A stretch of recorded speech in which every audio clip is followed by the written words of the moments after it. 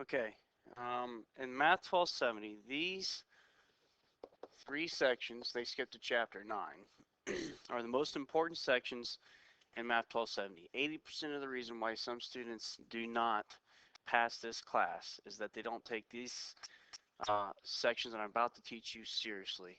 And they all deal, the ones that are most commonly missed anyway, all deal with absolute value, whether it's an equation or an inequality. And we did these in class, but I want to spend some time refreshing the basics.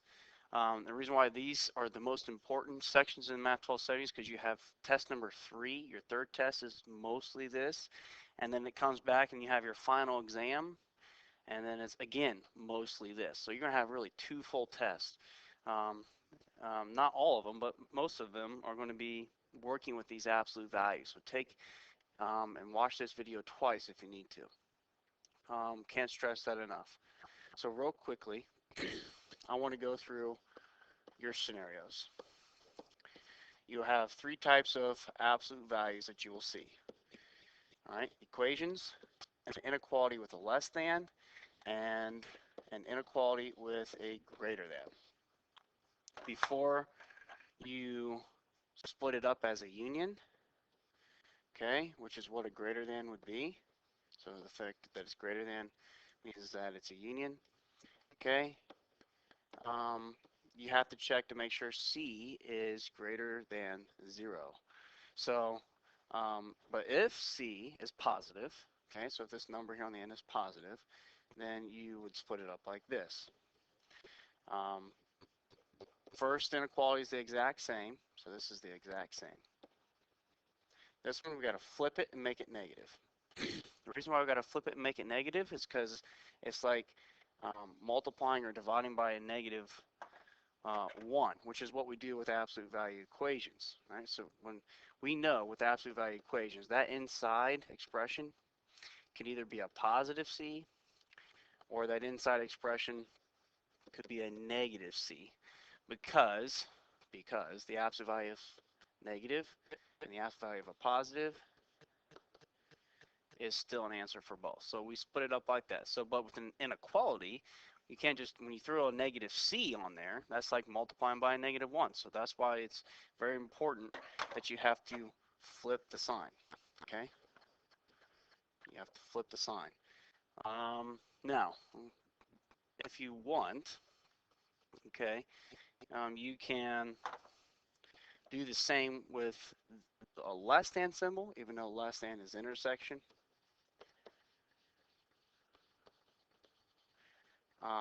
You can still, you actually just do the exact same thing as far as splitting it up with unions. You can keep the first one the same. Instead of using the word or, we're going to use and to note that it's an intersection. And again, same, flip the sign, make it negative. So this concept and this concept, exact same. It's just, and if you want to do it that way, since it's the same rule both times, go ahead. But I have to mention to you that this intersection could be written just like this, where if I look at both of these, all right, this is still a compound inequality. Here from left to right, ax plus b is less than c is that, okay? And then if I do this one, ax plus b is greater than negative c is that. So in other words, it says the same thing. And technically, we could actually rewrite, we could do the same thing with unions. We could rewrite this one here as a union, where ax plus b is greater than c, less than negative c. As you can see here, this one here from left to right is the same as that one. And then this one here, ax plus b is less than negative c, is the same as that one. So it is the same. But I have to mention to you, to note the difference between unions and intersections, we commonly ignore writing like that, and we usually just stick with writing with the word or. just usually. And then intersections, we actually typically we would ignore this one. Not that they're wrong. I'm not saying they're wrong. I'm just saying typically we rewrite intersections using it like that, and then we write unions using the word or. Those are the most common ways of writing them, even though all four are technically correct. So again, before you split these up, like these, and you have to have these rules memorized, is you have to make sure your C is positive, okay? Because if you, let's look and see at a couple of situations that you'll have. Um, if you have an expression that's an absolute value and it's equal to something negative, and let's look at the inequalities too. Let's put something on the outside here. So -2, okay, do our 4x plus 3 equals 4. And, or let's do an inequality, sorry, less than 4. And then if we have absolute value of 4x plus 3 plus 5 equals 2. I'm mentioning two things here. I'm talking about when your C is negative.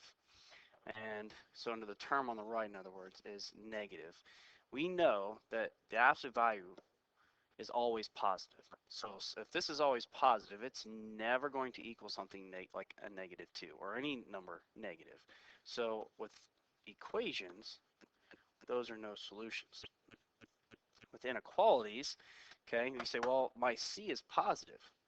Okay, well, you don't use any of these properties up here. You don't split them up until everything on the outside of the absolute value is gone. So if you have a coefficient, we get rid of that by dividing both sides.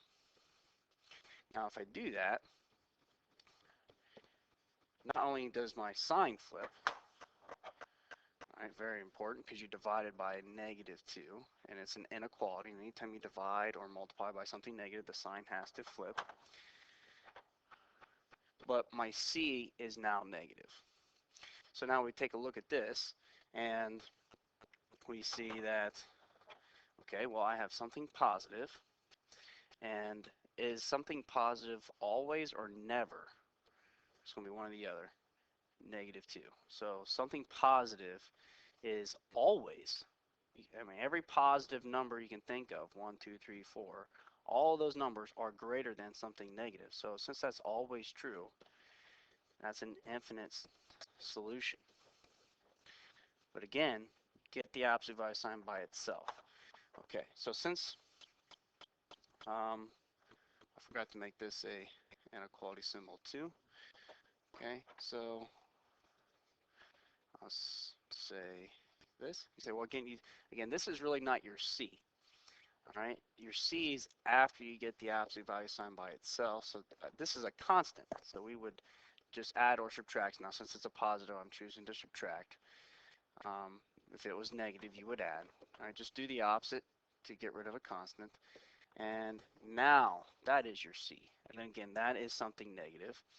And if I have something positive, okay, something's always positive, is that always or never less than a -3? Okay, well, something positive, right, we just got done saying over here that it's always greater than. So it's never less than. So that's your no solution situation. So if absolute value inequalities, you have to really watch out for when the absolute value sign is by itself. If the C, or the constant on the right side, is negative, you're either going to have a no solution. You will always have a no solution with equations. But with inequalities, it's going to be one of the others. It's either going to be infinite or no solution based on the inequality symbol. Okay, but if we let's talk a little bit more about absolute value, a couple more difficult, I guess you can say, absolute value equations and inequalities. So if we have the absolute value, say if x minus 6, and that equals the absolute value of 2x plus 1. So now we have an absolute value on both sides. So what do? We'll talk about that. And then I also want to talk about having an absolute value inequality where we have multiple things to get rid of, and we actually have to split it up and use those rules that I mentioned in the beginning of the video. And so again, I want to do inequalities, so we'll make that less than, so that would be an intersection, and then I'll make this one here, we'll just do this 4x plus 3 minus 6 is greater than, we'll say 10, something like that. Now, with these, if I'm using my equation, right, you set it equal to the positive, and you set it equal to the negative. All right, so first rule there. So you take your expression, write it down. And whatever's on the right side, you set it to the positive and to the negative. Okay, well, the same thing is going to go here. So we're still going to split this up.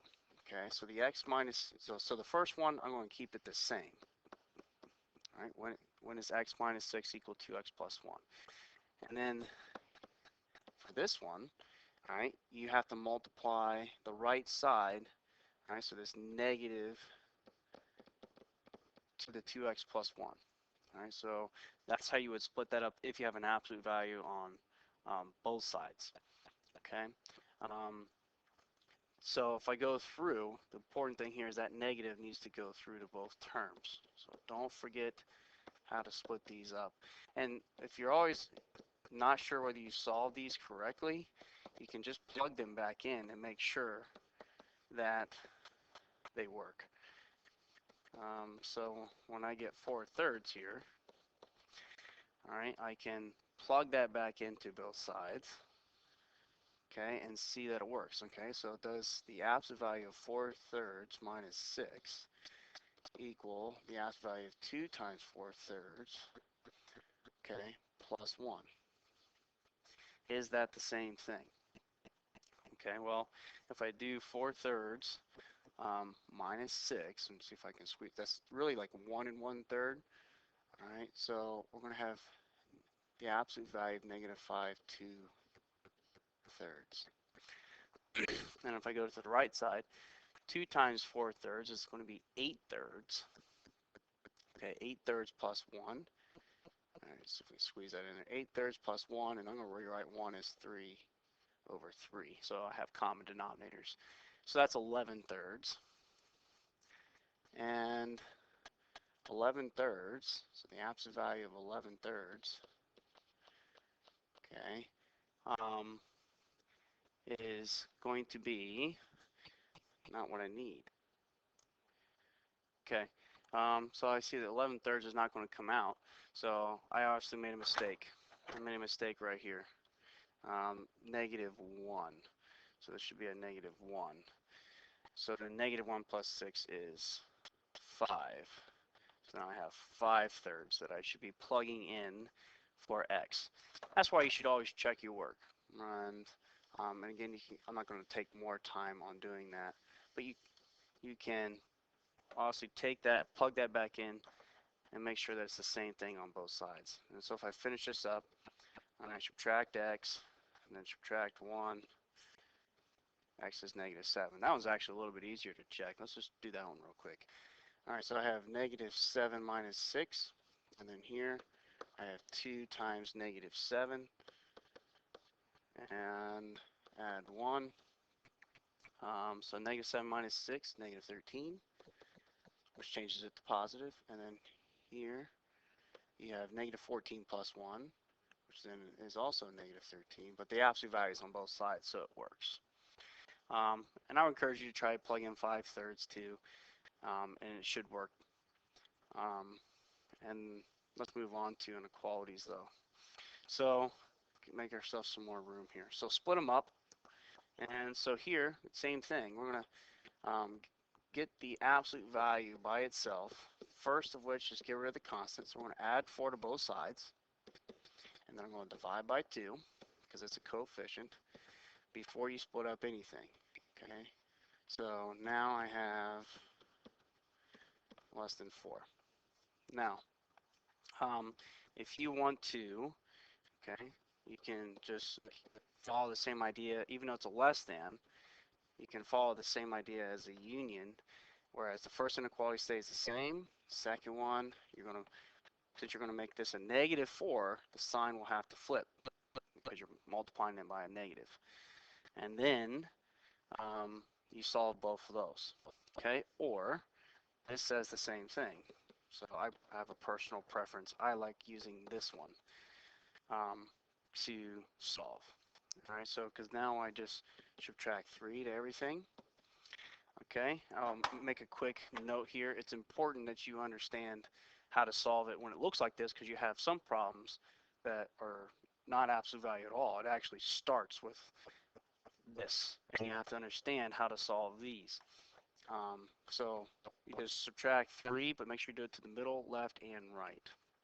So I have 1 there, -7 there. Okay, since I'm dividing by a +4, your symbols get to stay the same. And okay, you're done. Now when it comes to graphing it, you do have a couple graphing. So here's a quarter. All right, -7/4 is going to be -1 3/4. So a little shy of -2. And then quarter. Intersections should always come together. Okay, and again, intersections is when your inequality symbol is less than. So less than a quarter, okay, that would be this. Okay, so it's to the left, and then if I read it here, that's greater than, so that's going to be to the right.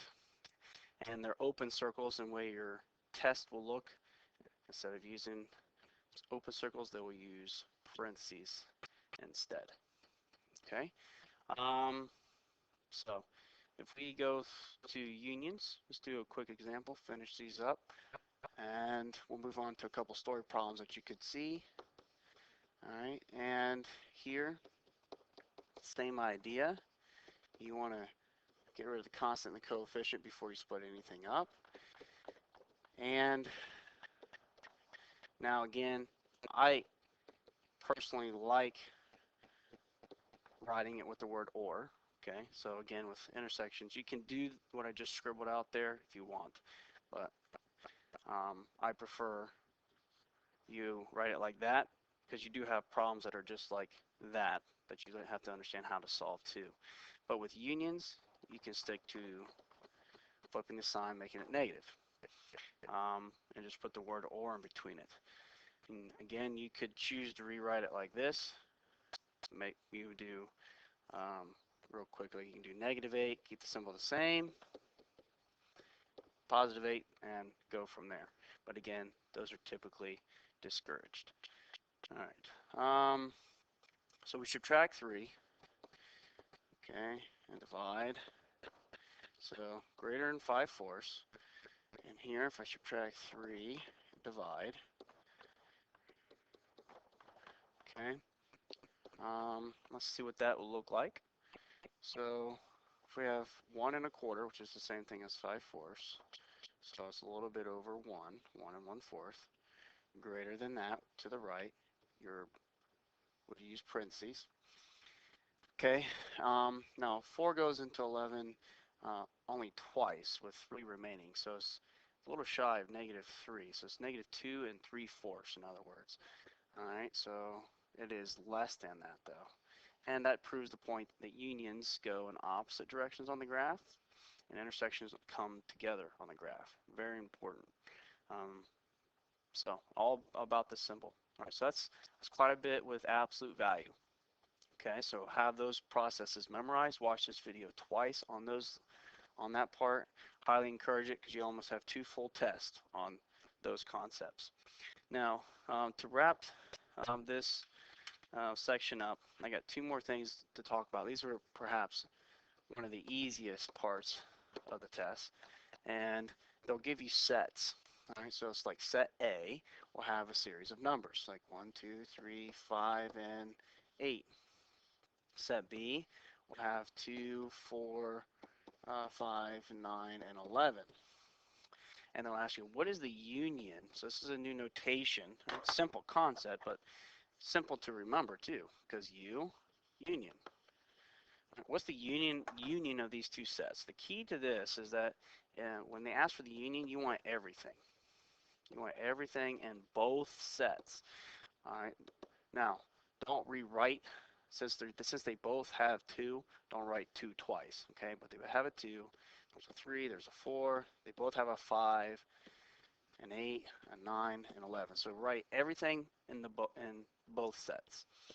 Now, if you have an upside down U, okay, that's going to stand for an intersection. And instead of writing everything, you're only going to write what is in common. Very easy to do, just something to remember, something to note about the symbol. All right, just understanding that this symbol means intersection, and then that means what's in common, union, everything. All right, well, what's in common between A and B? 2 things, the number 2 and the number 5. And then you're done. All right, simple. Now let's talk about a possible story problem that you could see with inequalities, and that's going to be you have possibly the cost function, and they'll use function notation like this if it's in the test, revenue function, and the profit function. So cost is obviously how much a company pays to produce a product. Okay, well, this manufacturer is producing lamps. They have a one-time fixed cost of $80,000. Then it still costs them $20 per lamp, so that's like a rate. So we're going to write it as 20x. And then they're going to make 70 off of each lamp, right? So the revenue that they bring in, they're selling them for $70 a piece, in other words. But in order to get profit, okay, make sure you get this order correct. Okay, you have to take your revenue, so how much money you bring in, and subtract out your cost, not the other way around. Okay, so when this is, whenever this is going to be equal to 0 is your breaking point, in other words. So let's write out our profit function. So if we have the revenue minus the total cost, notice I'm putting the cost in parentheses because I need to subtract the whole function, which means I have to distribute the negative. Okay, not a hard problem, but if you mess up that distribution, you're going to mess the whole thing up. Okay, and then simplify. So my profit function is 50x minus 80,000. All right, so if the question says, you know, how many lamps must be produced in order for the company to make any money? Okay, so basically you want your profit to be positive. So if I wanted to continue with this section and relate it to an inequality, you say, when is this profit greater than 0? Okay, well, the key is here is that this expression 50x minus 80,000 is the profit, and you want to know when is that greater than 0. So get the inequality symbol correct, or you can just set it, you can make it an equation and just use common sense, right? Set it equal to 0, figure out what that breaking point is, and also you would have to sell more in order to come out ahead. But if we add 80,000 to both sides and divide, okay, you're going to get 1,600 lamps. So use common sense with the inequality symbol. All right. Also, 1,600 is the breaking point, so you want to make sure that this, since my variable x is on the right side, you want the inequality symbol to be this way. All right. You're going to have to sell more than 1,600 lamps in order to come out ahead in that situation. All right. Take your time with this section and then practice these problems that I'm going to assign you now. And make sure if you don't understand or if you forget the rules, just go back to this video, refresh the page, and you can fast forward or rewind it to whatever spot that you need to remind it of. Watching this a couple times will do you a lot of good.